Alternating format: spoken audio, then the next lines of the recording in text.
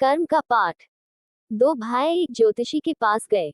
ज्योतिषी बड़ा अनुभवी था। उसने छोटे भाई से कहा, तुम्हें जल्दी ही राजगद्दी मिलने वाली है, तुम राजा बनोगे। बड़े भाई से ज्योतिषी ने कहा, सावधान रहना, कोई बड़ी आफत आने वाली है।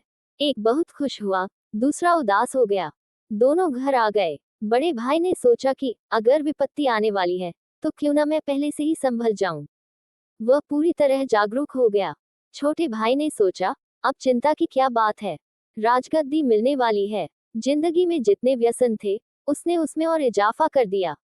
बुरे कामों पर धन लुटाना शुरू कर दिया। वह दिन रात नशे में धुत रहने लगा। अचानक एक दिन उस राज्य के राजा का पुत्र चल बसा। उसका कोई वारिस नहीं था।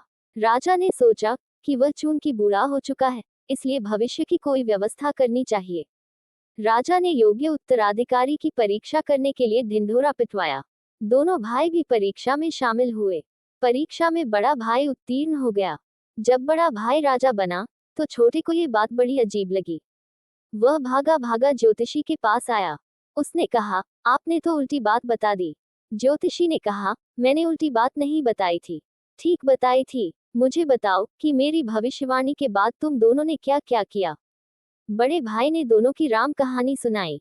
ज्योतिषी ने कहा, अब बताओ इसमें मेरी भविष्यवाणी का क्या दोष।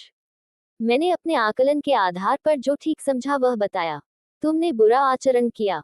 तुम्हें राज्य मिलने वाला था, किंतु बुरे आचरण के कारण स्थितियां बदल गईं। तुम्हारे बड़े भाई पर विपत्ति आने वाली थी, किंतु इसने इतना अच्छा आचरण किया तो विपत्ति समाप्त हो गई और इसने राजा का पद प्राप्त किया। जैसा बोगे वैसा ही काटोगे।